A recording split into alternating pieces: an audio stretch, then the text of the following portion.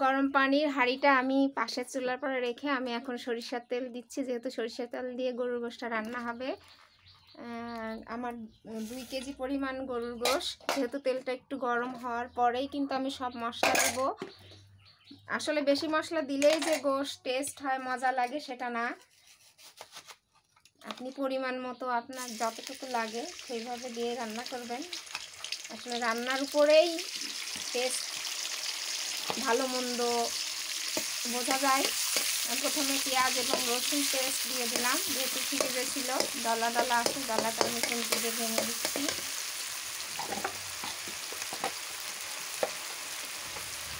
আচ্ছা, আদা পেস্ট দেব।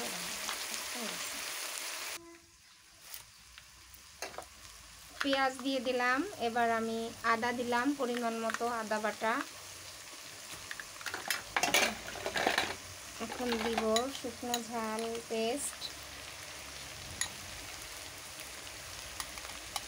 এই পেস্টে অনেক ঝাল, এজন্য আমি পরিমাণ কম দিলাম, 2 চা চামচ পরিমাণ মতো দিলাম।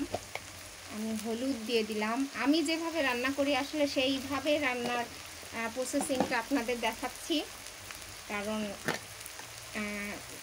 গোশে টেস্ট পেতে গেলে মশলা আসলে পুড়িয়ে ফেলা যাবে না। মশলা পুড়িয়ে ফেললে গোশের টেস্ট, গোশের ভিতরে মশলার যে একটা ফ্লেভার, একটা স্বাদ। আমি জিরা গুঁড়া দিয়ে দিলাম। এখন লাস্ট আমি লবণ দিব। লবণ দিচ্ছি, দেব গরম মশলা গুঁড়া, যেহেতু কষানোর আগ মুহূর্তে একটু দিব, আর সেই জন্য এখন একটু পরিমাণে কম দিলাম। আমি এখন একটু নাড়িয়ে গোশগুলো সব উঠিয়ে দিব। আমি কিন্তু চুই ঝাল গোশ রান্না করব আজকে। গোশে কিন্তু চুই দেব। চুইটা যেহেতু দেশি চুই, সফট, আমি কষানোর পরেই চুইটা দেব, এখন দেব না। আমি দেখব যে গোশ কষানোর আগে কতটা সফট হয়, তার উপরে নির্ভর করে পানি দেওয়া। গোশটা ভালোভাবে নাড়িয়ে অল্প একটু পরিমাণে পানি দিয়ে আমি গোশটা ঢেকে রাখবো, যে ওই পানিতেই গোশটা কিন্তু সেদ্ধ হয়ে যাবে, কষানো হয়ে যাবে। এবং পরে যখন যদি ঝোল রাখতে চাই, আমি তখন গরম পানি দিয়ে, গরুর গোশে আমার মেয়ে আলু খেতে পছন্দ করে, 2-1টা আলু দেব এবং চুই দিয়ে। আসলে আপনারা শেষ পর্যন্ত থাকবেন, আমি দেখাবো আমি কিভাবে রান্না করছি। রান্না দেখে যদি জিভে পানি আসে, চলে আসবেন আমাদের বাড়িতে, আমি আপনাদের খাওয়াবো গরুর গোশ রান্না কাঠের চুলায়। গোশটা ফুটে উঠেছে কিনা আমি ঢাকনা আগলা করে দিলাম। যেহেতু গোশ ধুয়েই আমি চড়িয়েছি, অনেক পানি বের হয়েছে, এবং তারপরেও আমি একটু পানি দিয়েছিলাম, যেহেতু ওই পানিতেই এবং গোশের যে পানি বেরিয়েছে সেই পানিতে গোশ সেদ্ধ হয়ে কষানো হয়ে যাবে, এবং ওই পানির ভিতরে থেকে মশলাটা গোশের ভিতরে চলে যাবে, গোশের টেস্টটা অন্যরকম লাগবে। এই জন্য আমি পানি দিয়েছিলাম। এখন আমি আবার ঢেকে দিচ্ছি। গোশ প্রায় পানি শুকিয়ে কষানোর মতো পর্যায়ে চলে আসছে। আমি গোশটাকে উঠিয়ে দেখেছি যে একটু সফট হয়েছে।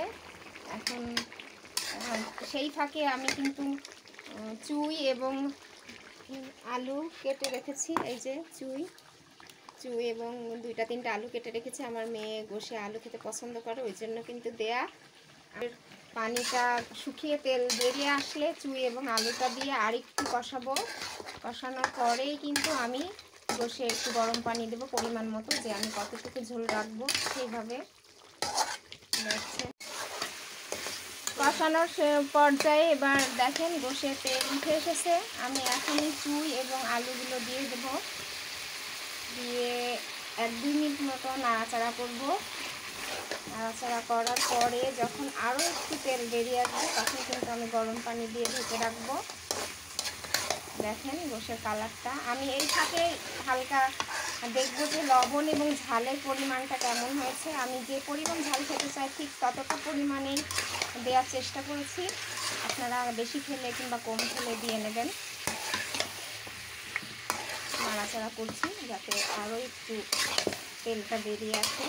খুব পুড়িয়ে ফেলবো না, কারণ গোশের কষানোটা যদি বেশি পুড়িয়ে ফেলা হয়, তবে গোশের যে মজা, যে টেস্টটা গোশের ভিতরে থাকে না, বাইরে চলে আসে, ঝোলে চলে আসে। কারণ এইভাবে রান্না করলে আপনার হচ্ছে গোশটা অনেক বেটার, অনেক টেস্টি হয়।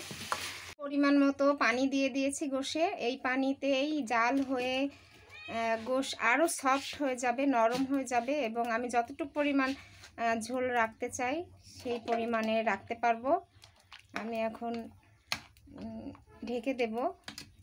ঢেকে দিলে গোশের ফ্লেভার এবং গোশটা সফট হয় খুব তাড়াতাড়ি।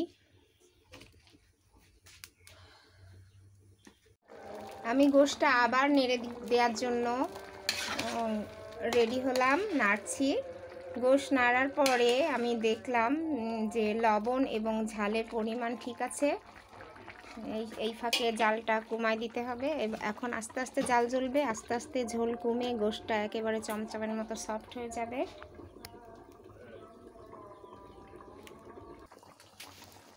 গোশটা কিন্তু টকবক করে ফুটছে, আপনারা দেখেন। এবার জালটা আস্তে আস্তে দিতে হবে, স্লো। ঝোলও কমবে এবং গোশটাও সফট হবে, চমচমের মতো হয়ে যাবে। তখন কিন্তু নামিয়ে ফেলবো। নামানোর পরেই কিন্তু আমি একটু গোলমরিচের গুঁড়া, জিরা গুঁড়া ছিটিয়ে দেই, সেটাও আপনাদেরকে দেখাবো। আমার গোশ রান্না প্রায় শেষ পর্যায়ে। দেখেন উপরে তেল তেল উঠে এসেছে। আমি এখনই গোশটা লাগাবো। আমি এখন গোশটা ঢেলে দিলাম। যেহেতু এটা কালির কড়াই, কড়াইটা ঘরে নেওয়া যাবে না, আমি ফ্রেশ কড়াইতে ঢেলে গোশটা নিলাম। দেখেন আমার গোশ রান্না একদম শেষ। কে কে গরম গোশ খেতে পছন্দ করেন সবাই চলে আসবেন। আমি গোলমরিচের গুঁড়া এবং জিরা গুঁড়াটা এবং গোশের উপরে দিয়ে দিলাম।